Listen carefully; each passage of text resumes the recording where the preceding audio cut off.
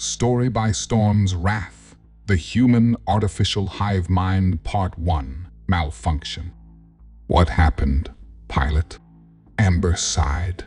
She was supposed to make history, not whatever this was. Max and Jane weren't sure either. The Alcubierre tech had started acting up when they had gotten about halfway to Pluto for their test flight. The UHF Space Piercer was traveling at 1.2 before the computers started going haywire. The theoretical maximum was about 2.718, but the scientists didn't think using the maximum speed with a crewed vessel was a safe idea. Once they'd entered FTL Amber, Max and Jane had opened up some fruit punch bottles for a quick celebration. After all, you don't want to get drunk if you're responsible for piloting a $5 billion ship. But it was then that the problems began. Errors showed up on several screens as Max had come running from their quarters. The alarm that was blaring had clearly woken him up, judging by his very unkempt hair. He was testing the effects of Alcubierre's space on human sleep, since there was no way to know whether the animal tests would hold up. Rabbits and chimps were able to handle Alcubierre's space just fine, though. A few minutes later, Jane opened the door to the botany room. She was half-dressed with protective equipment, while her t-shirt was wrinkled in several places.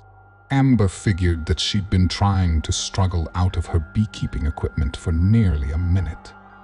"You should see how the bees reacted to the FTL transition," she exclaimed. "We can talk about that later, Jane," Max said, still breathing heavily. "Amber, what happened?" "I don't know. I'm about to drop us out of FTL so we can get back on Q comms."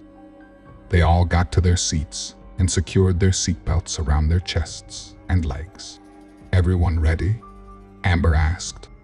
"Affirmative," both Jane and Max chorused. Dropping now, there was a sudden feeling of everything twisting. Colors seemed to become brighter for an instant. Amber felt herself get pulled and pushed in every direction. The scientists back at Luna had said this feeling was due to some sort of fluctuation in electromagnetic fields messing with her nerves. Apparently, there was a whole new type of math devoted to Alcubierre spatial equations. Though there was a lot of other esoteric science behind transitions to and from Alcubierre space. Almost immediately after exiting Alcubierre space, they got the message. "Space Piercer, we're getting multiple errors in control. Do you know something about this? We saw the errors appear while transiting Alcubierre space at 124.3672 minutes after entrance. We're almost exactly halfway to Pluto. In fact, the errors appeared exactly halfway through the journey." "What happened, pilot?" There was a burst of static across the microphone. "We're losing. Adjust the... Can you?" There was a much longer burst of static. "Thank you for your..." The last bit was cut off completely. Amber looked at Jane, whose face was now quite pale. Amber released her seatbelt and stood up. "Can anyone tell me what the hell just happened?" Jane freed herself from her chair. "I don't know. Maybe the Alcubierre space messed with the Q-com alignment? They ran nearly 1,000 tests on those effects. It doesn't do anything.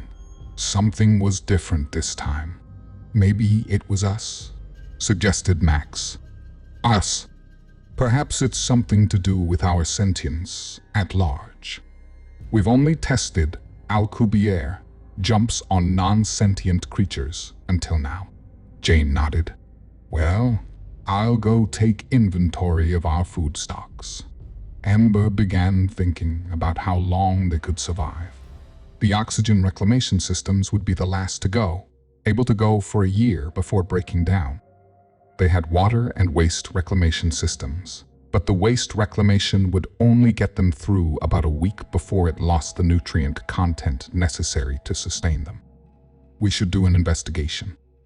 "Amber, Did you see which system threw errors first? Calm. Though once we got back to real space, the error message for that one disappeared. It's the only way to communicate with us. Do you think it was? Hostile action? Asked Max, unstrapping himself. If we assume so, then it wouldn't be anyone from Earth, Luna, or Mars. We're all at peace with one another, especially after the aid we sent to that Martian colony. So, aliens? Not probable, but possible. If they can hijack Q-comms though, then they're too powerful for us to fight anyway. What else could explain the errors?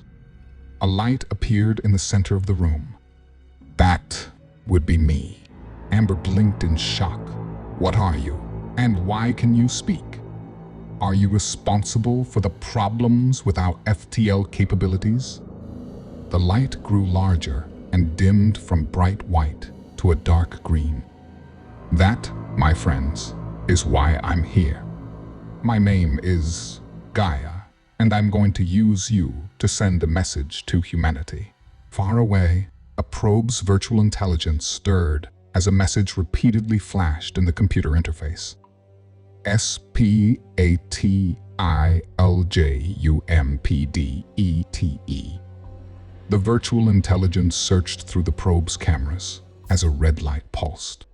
As the camera zoomed in, the red light resolved itself into a long line, from a moon of the third planetary body halfway to the ninth planetary body.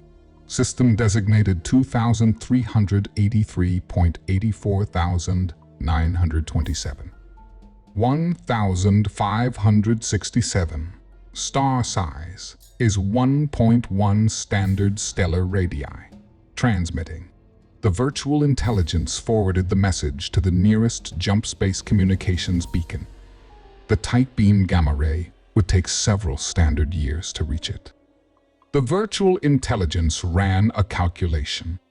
FTL civilization, 18% likely to have linked particle communication jamming abilities. Forwarding message to the Bureau of Military Affairs, the Bureau of Contact Affairs, the Bureau of Scientific Studies, and the Bureau of Bureaucracy. The virtual intelligence slipped back into a slumber of inactivity. The probe turned its sensors to close monitoring of system 2383.84,927. 1567. That's all for today. Let us know in the comments below what your thoughts are on this. Make sure to subscribe to our channel.